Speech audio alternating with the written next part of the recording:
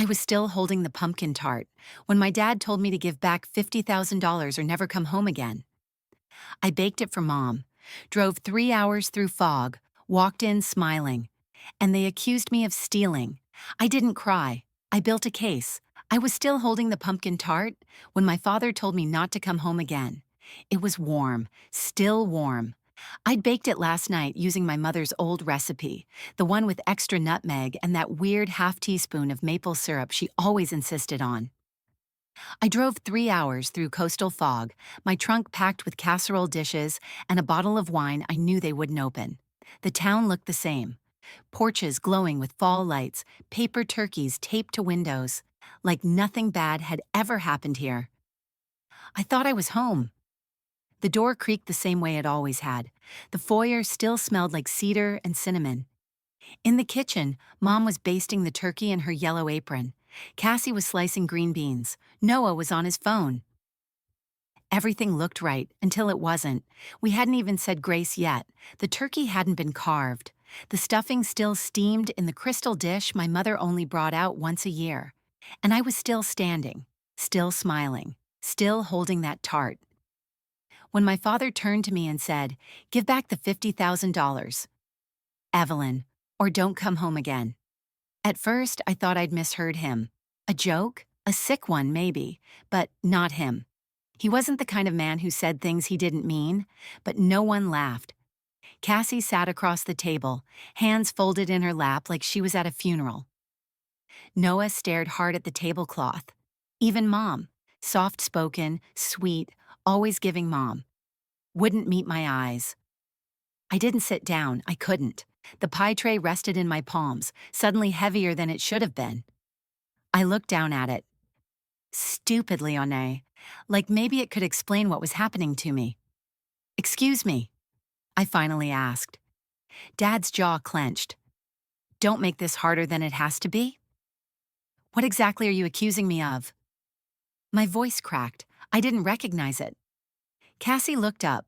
Her mascara clung to the corners of her eyes like she'd been crying for hours, but her tone, flat, controlled. "Mom's account. $50,000 disappeared last month, right after you helped her set up the online banking." My mouth opened, but nothing came out. Yes, I'd helped Mom go paperless. She didn't trust the cloud, didn't want apps on her phone. So I'd sat with her, patiently, on a quiet Sunday afternoon, writing down passwords in a little notepad we kept in the kitchen drawer. That was 4 weeks ago. And now? They were telling me that was the moment I stole from her? "Are you serious?" I whispered. "You think I took Mom's money?" Noah finally spoke, his voice stiff, like it physically hurt to form the words. "We didn't want to believe it, but the bank confirmed the withdrawals were done online. No one else had access. No one, except me." I looked at Mom. She didn't nod, didn't shake her head. She just pressed her napkin to her lips like she might be sick. And that's when it hit me. The tart, the traffic, the ritual. None of it mattered anymore. I wasn't their daughter. I was a suspect. I walked to the counter, set the pie down, gently. The tin clicked faintly against the granite. I picked up my coat from the back of the chair. Didn't speak. "You have until the end of the week," Dad said quietly behind me. "Then we go to the lawyer." I didn't cry in the car. I didn't scream or beat the steering wheel like in those cliché movies. I just drove, coat still half-buttoned, the pumpkin tart still sitting untouched on their counter. The streets were quiet, lit by porch lights and flickering candle centerpieces. It was Thanksgiving night. The whole town smelled like gravy and peace, except me. I thought I was home. Turns out I'd just been invited back, to be accused. The motel room smelled like microwave popcorn, and something older, something faintly sour in the carpet. I'd passed this place 100 times on the way into town and never once imagined I'd be sleeping here. But that night, it was the only door that didn't ask questions. The clerk didn't blink when I asked for a room, didn't comment on the date, the pie crumbs still in my sleeve, or the way my hand shook as I handed over my ID. For that, I was grateful. I dropped my boots by the door and sat on the edge of the bed, coat still on, fingers still clenched. My mind was stuck back at the table, in that house, in that moment. The words echoed in my skull louder than traffic. We didn't want to believe it, but the bank confirmed it. It was the way Noah had said it, like he was consoling me, while accusing me. I stared at the popcorn ceiling. My throat burned. I wasn't crying, but I wanted to scream. I replayed that Sunday afternoon again, the one when Mom finally agreed to go digital. She'd been nervous, talking about how she didn't trust the cloud and how paper always felt safer. So I sat with her in the kitchen, next to the drawer with the recipes and old coupons, and carefully guided her through every screen. I helped her choose a password, set up the security questions, even made her write it all down in the little floral notepad we kept next to the phone. That notebook was always there. And that drawer, it was never locked. Anyone could have opened it. Cassie still lived there, on and off, depending on her situation. Noah had a key, always did. So why me? Why was I the one they pointed to, without blinking? I reached for my phone on the nightstand. A new message. Cassie. We didn't want it to come to this, but you made it hard to trust you. That was it. No, are you okay? No, let's talk. Just a sentence. Like I was the one who broke something. I turned the phone face down at work. I untangle fraud across 5 countries. I dig through spreadsheets so complex they give interns nightmares. I can tell you when someone's cooking the books just by how they align decimals. I know how embezzlers hide money. And I know how they make it look like someone else took it. And right now, someone was making me the fall girl? My pulse calmed, just a little. If they wanted me to wear the mask of the criminal, maybe it was time I started investigating like one. I walked over to the desk and opened my laptop. The screen glowed against the dim motel lighting. The bitter lobby coffee I'd grabbed from downstairs steamed beside me, untouched. I opened a secured folder on my desktop. My firm had been investigating a pattern of elder financial abuse. Small savings drained by withdrawals just under the federal reporting limit. 3 pulls, 5 days apart, always from Greenwell Mutual. I hadn't told my family. I couldn't. It was confidential, but I had clearance. I typed a message to Theo, the compliance officer on our case. Just a name, date range, location, hit send. The screen blinked. I waited. 5 minutes later, the reply came in, timestamps, teller IDs, 3 transactions. October 10th, $20,000. October 15th, $15,000. October 20th, $15,000, all done in person, not online. That was the first crack. They'd told me the money vanished through online access. But if it was done at the branch, it wasn't me. I clicked on the attached surveillance footage, low resolution, but clear enough. A woman approached the counter, blonde ponytail, gray hoodie, big sunglasses. She pulled down her mask to speak to the teller. And that's when my breath caught. Cassie. Even in the grainy footage, I knew her. I'd seen that face blow out birthday candles, cry over boys, roll eyes at holiday jokes. I leaned in. She was tapping her fingers on the counter, like she always did when she was nervous. She handed something over, Mom's ID, then signed a withdrawal slip.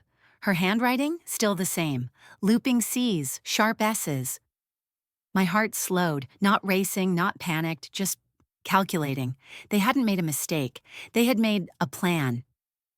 And I was done being the only one who didn't know what play I was in. At work, I dissect fraud like it's an art form.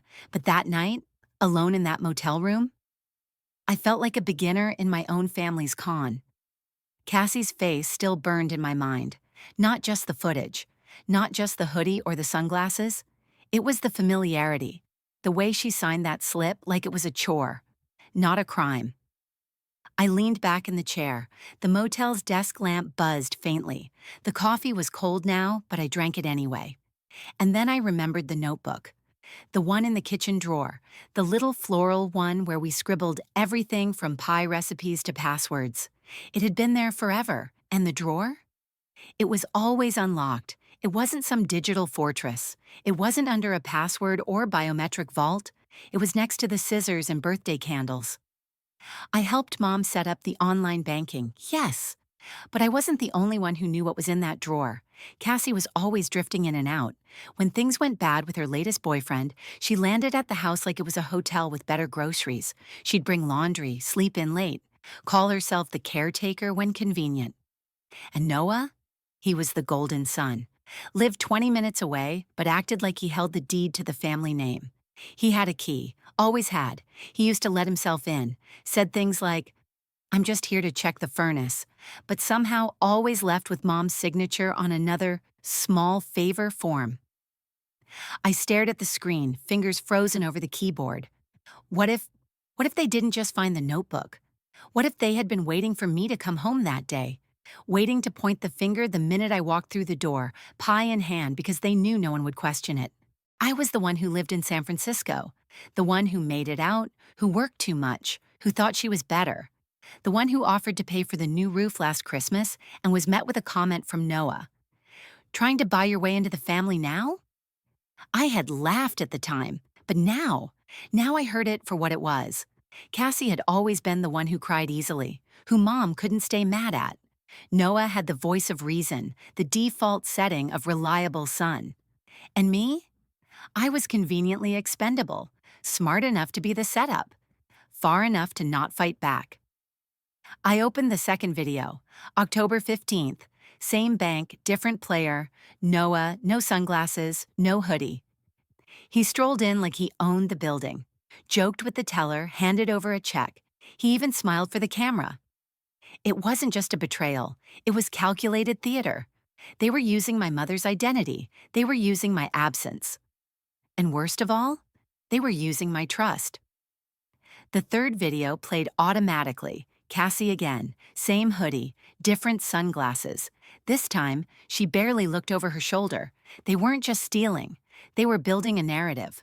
One where I was the only logical suspect. One where the digital daughter turned out to be the digital thief. I clicked into the account logs. The timeline was so clean it was chilling. First login after I left town? Not from Mom's phone, from a tablet, connected to the home Wi-Fi. The IP address matched the one Cassie used for her Netflix account. And the account recovery? Tied to an alternate email, one I didn't set up. I ran the number linked to it. Noah, they weren't just sloppy. They were arrogant. They assumed no one would check, no one would question. Because who questions the narrative when the family tells it in unison? I sat back, the chair creaking under my weight. My fingers trembled, not from fear, from clarity. This wasn't a misunderstanding, it wasn't a moment of weakness. It was fraud, and I was the perfect fall girl. They thought I'd leave with my head down, but I'm a Shaw, and Shaw women don't run. We build cases. Sometimes the truth doesn't scream. It just stares back at you, pixelated and grainy, from a bank security feed. I replayed the first video, again and again. Cassie stood at the counter like she was ordering a sandwich. Nervous fingers drumming, sunglasses oversized, hoodie pulled tight, but it was her. Even in low resolution, I'd have known that slouch anywhere. I'd seen it when she was 14 and got caught sneaking out. I'd seen it when she lied about quitting community college. And now, I saw it at a teller window, cashing out $20,000. I clicked pause. The screen froze on the moment she tugged her mask down to speak. Her face was angled slightly, lips mid-word, but clear enough to recognize. This wasn't an impersonation, it was intentional. She hadn't even changed her handwriting. The signature on the withdrawal slip matched a post-it she left on Mom's fridge last week. Pick up almond milk, Cass. Same tilt, same loop on the C. No attempt to forge, no attempt to hide. That's when I realized they didn't think they needed to. The story had already been written. The estranged daughter, the big city accountant who forgot where she came from, the cold one, the successful one, the one who came to Thanksgiving with a pie and never stayed the night. They thought they could plan a few details, and no one would look closer. Because why would they? The family believed them. The bank believed them. Even Mom, and didn't ask a single question.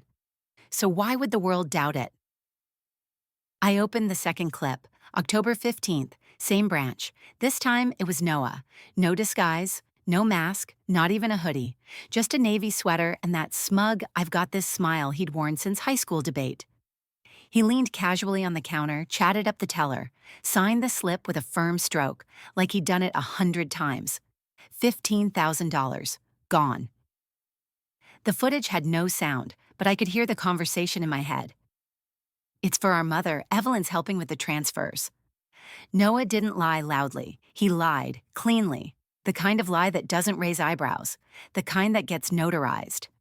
Third clip. Cassie again, October 20th. Different sunglasses, same hoodie. She was more confident this time. Didn't fidget, didn't look around. She signed, took the envelope, walked out like she owned the place. I stared at the paused screen. My family wasn't just guilty, they were rehearsed. They had taken turns, spaced the withdrawals out to avoid suspicion, kept each transaction just under the federal reporting threshold. This wasn't theft out of panic. This was a script, and I was cast as the villain the second I helped Mom set up her online access. I checked the metadata on the bank's recovery email. It was created 2 days after I left town. The linked phone number? Noah's cell. I looked down at my hands. They weren't shaking anymore. I wasn't shocked. I wasn't hurt. I was clarified. This wasn't a betrayal. It was a coordination. They used Mom's ID, her trust, her confusion, and my presence as the tech daughter, as the perfect smokescreen, but they'd forgotten who I was. They forgot. I build cases for a living, and now I was building theirs. I didn't know how this would end yet, but I knew where I'd begin with a printer and a black folder. They say the devil is in the details, but in my world? The truth is, and that night, it lived in digital logs, router fingerprints, and metadata strings so dry they could put an intern to sleep. But to me, it was poetry. I stared at the screen. The pieces were falling into place, not like a puzzle, but like dominoes. And I had just found the first tile. I opened the back-end access panel for Greenwell Mutual's transaction logs. I wasn't supposed to have it, but Theo, God bless him, had seen enough of my instincts to stop asking questions. The first withdrawal had been made in person, confirmed by video, teller signature, slip. But what mattered more? The login pattern right after I left town. October 11th IP address ending in .62. I recognized it instantly. Mom's house, Wi-Fi. The same one Cassie used to stream reality shows from the guest room. The same one I'd helped reset last spring when they switched providers and no one could figure out how to reconnect the smart fridge. The tablet that accessed the account? Not registered to Mom. It was an older iPad, tied to a recovery email that didn't exist 2 weeks ago. I ran a trace. The recovery phone. Noah's. It wasn't just a sloppy trail, it was an arrogant one. They didn't even bother masking it, because they thought no one would ever look past the convenient daughter with the tech job.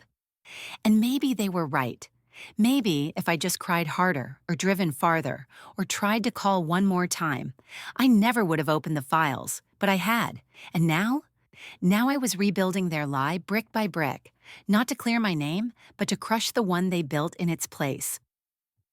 I stood up from the desk. My legs tingled with stiffness. I hadn't moved in hours. I crossed the room and pulled open my suitcase. In the side pocket was a thin black folder, the kind I used for courtroom visuals when I had to present embezzlement chains to judges who didn't believe in digital crime. I hadn't planned to use it on my own family, but I was done hoping they'd do the right thing on their own. I slipped in screenshots, timestamped transactions, bank footage stills, teller slip scans, one page at a time, each one colder than the last. On the last page, I printed a single sentence: 3 withdrawals, 3 actors, 1 scapegoat. I slid it into the sleeve and zipped the folder shut. It felt heavier than it should have, like it contained history. I glanced at the clock. 1:43 a.m. The world outside was silent. Even the vending machine in the hallway had gone dark. I sat on the edge of the bed, tired but focused. They thought they'd broken something in me, but all they'd done was give me purpose. This wasn't revenge, not really. It was restoration of my name, my record, my place at the table. And they'd made it easy. They forgot I was trained to find patterns in chaos, that I live in data, not drama. I sent Theo one last message before closing my laptop. Need teller signature samples. Also, notarized doc from October 15th if you can pull it. Then I sat back and exhaled. I wasn't going to warn them. I wasn't going to plead. I was going to present. Like I always had, like the professional they chose to frame. If they wanted a villain in the family, I'd show them what one looked like when she came carrying evidence. I've always loved clean lines, crisp folders, numbered tabs, highlighter marks that don't bleed. There's a comfort in documentation, a safety in proof. That morning, I woke before the sun. No alarm, no groggy blinking, just instinct. I dressed in silence, black slacks, fitted blazer, low boots, neutral, controlled, sharp. Then I zipped the folder, the one now filled with printed screenshots, metadata logs, signature comparisons, and laid it on the bed like a closing argument. They wanted drama, but I was bringing structure. By 8:30 a.m., I was parked at the small business center near the motel. The clerk didn't flinch when I walked in with a USB drive and a stack of PDFs. Need these in high res, 2 sets, glossy finish. He nodded. Didn't ask why someone in full workwear needed court-style exhibits the Monday after Thanksgiving. Which I appreciated, because my family? They hadn't given me the same courtesy. Back in my room, I sorted the prints in silence. Video stills went first, Cassie's face frozen mid-glance, Noah's calm posture at the teller's counter, signature slips with timestamps, IP logs in grayscale. Each page slid into the folder like a puzzle piece locking into place. But this time, I wasn't solving someone else's crime. I was exposing my own blood, and somehow that made my hands steadier than ever. I reviewed every document 3 times, labeled each tab with their initials, CLSNDS, and one section labeled Evidence for Legal Review. At the very back, I tucked in the notarized confirmation from Theo, matching the digital recovery to Noah's phone account. No speculation, no emotion, just fact. Around 11, I made one phone call, not to the police, not to Mom, not even to Dad. I called our family attorney, left a message on her office line. I'm submitting material relevant to an internal financial fraud. Full package will arrive by courier. You'll want to review immediately. Then I hung up, no name needed. She knew my voice. I stared at my reflection in the motel mirror, hair tied back, lips pale, eyes focused. And for the first time in days, I didn't feel wrong for not crying. This wasn't grief. This was clarity. They had used my kindness as their cover, my profession as their excuse, my distance as their shield, but I was done letting them narrate the story. It was my turn. I slipped the folder into a slim leather case, wrote a single word on a Post-it, and stuck it on the front. Truth. Then I walked out. No announcement, no text, just the weight of every document they never thought I'd gather. The motel hallway was quiet.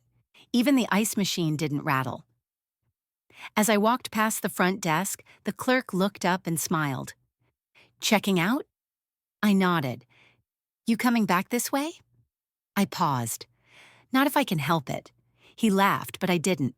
I stepped outside into the cold. The sky was gray, the air tasted like winter. I opened my car door and placed the folder on the passenger seat like it was a person. Buckle clipped across it, evidence, identity, proof of betrayal. I started the engine. The GPS didn't need input. I knew exactly where I was going. Home, but not to stay. Just long enough to end the performance. They thought I'd break down, but all I brought was receipts. The light hit the Shaw house just right that afternoon. That golden slant it always got between Halloween and Christmas, when everything looked prettier than it deserved to. Even betrayal. The driveway was full. Noah's SUV, Cassie's compact, Mom's old sedan, no guests, just the suspects. I didn't park in the driveway. I pulled to the curb, killed the engine, let the quiet settle. My hands rested on the leather folder in my lap. It looked so ordinary. Black, slim, professional. But inside was every truth they thought no one would bother to find. I stepped out of the car. No one saw me. No one heard the door close. I walked up the steps, boots thudding softly on wood I used to dance across barefoot. The front door was unlocked. Of course it was. Some doors don't need to be guarded when the enemy was already inside. The kitchen lights were on. I could hear the sound of silverware clinking, the low hum of conversation. Someone laughed, a light, familiar sound that didn't belong to me anymore. I turned the corner. There they were, Cassie perched on the counter like she was 13 again, coffee mug in hand, legs swinging. Noah leaned against the fridge, arms crossed, neutral face. Mom stood by the sink drying dishes with slow, practiced hands. Dad stirred something on the stove. Soup, maybe. The scene looked like nothing had changed. But I had. They all looked up when I entered. Nobody spoke. I walked past them, calmly, to the kitchen island, the same one we used to roll out pie dough on. I placed the folder in the center, turned it toward them, opened it. "You believed I stole from Mom," I said quietly. "Let me show you what really happened." The room shifted.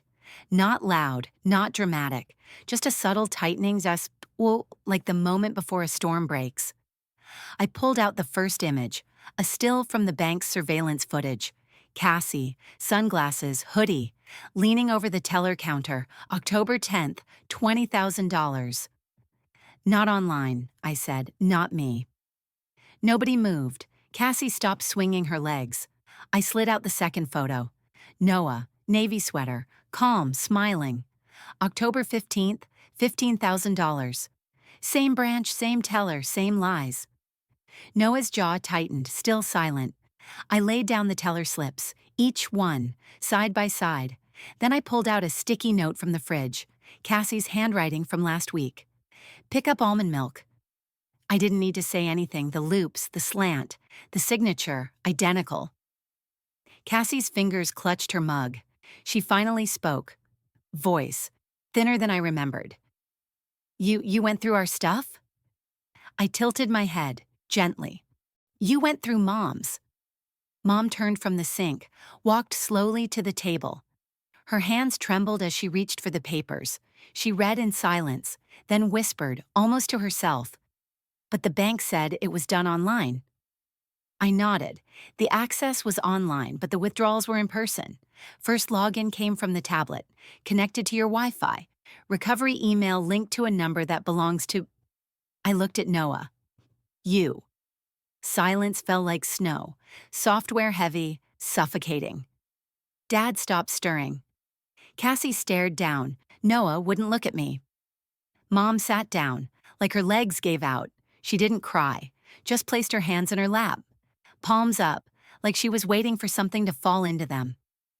Dad finally spoke. His voice was hoarse. "Evelyn, what are you going to do?" I looked at him, steady, for the first time in days. I didn't feel like the child in the room. "I'm not pressing charges, but I've sent the file to the family attorney. You can decide what to do with it." He nodded, just once. He looked older, tired. I closed the folder. Muscle memory, years of boardrooms, briefings, presentations, only this time, it felt final. "You told me not to come back unless I returned the money. I didn't bring money. I brought the truth."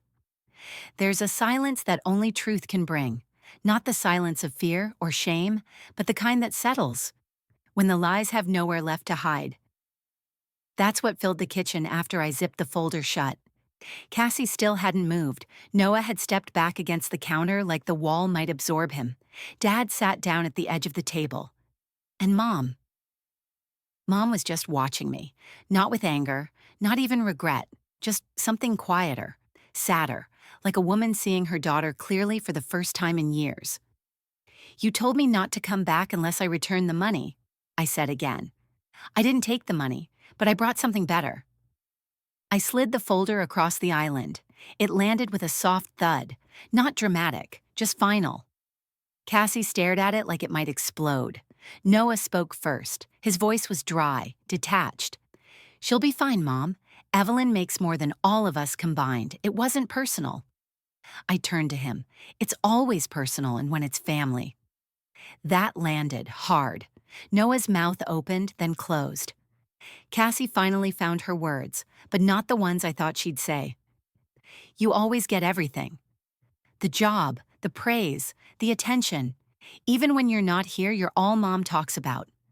Her voice cracked, but there was no apology in it, just the old gnawing jealousy that I'd seen in her since we were kids. I didn't raise my voice. You didn't level the field, Cassie. You burned it. She flinched. I turned to Mom, my chest tight. You believed them without a single question. You let me walk out of this house like a criminal. Mom stood slowly, walked over to the folder, opened it. Her fingers trembled as she turned each page. Cassie in the hoodie, Noah at the counter, the metadata, the email trail, the recovery number. Every page was a confession in print. She didn't speak for a long time. Then finally, I didn't want to believe it. Her voice was barely audible. I didn't know how to choose between them. I blinked. You didn't have to choose, Mom. You just had to ask.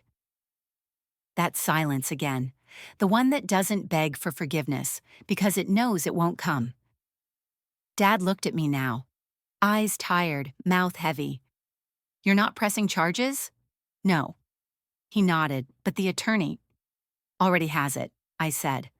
He swallowed hard. Mom reached for my hand. I pulled back, gently. I wasn't cruel, just done. You made me the villain, I said quietly, so I showed you what a villain looks like, when she knows how to pull records. Cassie sat down. Noah looked away. Nobody tried to explain it. Nobody could.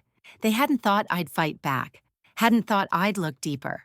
They forgot who I was, forgot that I've spent my entire career exposing liars like them. I let the silence stretch, let the guilt sit where it belonged. Then I stepped back, reached for my coat. No drama, no yelling, just a clean exit. Thanksgiving's over, I said. You all made sure of that. And just like that, I walked out of the house, not as a daughter, but as a witness. Some endings don't come with a slam. They come with silence. I stood at the threshold of that kitchen, folder closed, coat in hand, breath steady. No one tried to stop me. No one said wait, or please, or we're sorry. They just sat there, the same way they had the day they turned on me. But now, they were quiet for a different reason, because the story had changed, and this time, I was the one holding the pen. I took one last look around.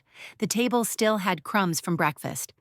Cassie's coffee mug sat cooling beside her. The window above the sink glowed with winter sun, and right there, next to the fruit bowl, was the empty space where the tart had sat last Thanksgiving. Untouched, left behind like I'd been. Rachel. Mom's voice was barely more than a breath. I paused at the doorway. I know, she said. We were wrong. I didn't turn around. You didn't just get it wrong, Mom. You left me outside the moment it got hard. Her breath hitched. I didn't want to believe they'd do something like this. But you did believe I would. Silence, no excuses, just the kind of quiet that makes your bones feel heavy. Dad stood then. I could hear the scrape of his chair on tile. He didn't come closer. Where will you go? He asked. I shrugged. Back to work, back to my life. He nodded slowly. Noah and Cassie didn't say a word. Not a single syllable of apology. Not even an attempt at defense. And that was all the answer I needed. I stepped out into the hallway, walked past the coat rack, past the mirror that still held a photo of the three of us, me, Cassie, Noah, on the first day of school in 1998. Our backpacks were crooked, our smiles were real. None of us knew then what we'd become. I opened the door. Cold air kissed my face. It smelled like frost, like pine needles, like freedom. Behind me, the house was still warm, still full of memories, but none I needed anymore. You told me not to come back unless I returned the money, I said quietly. I didn't take the money. I looked over my shoulder just once, but I brought the truth. And then I walked. One step, two, down the porch, past the hedges, into the streetlight sun.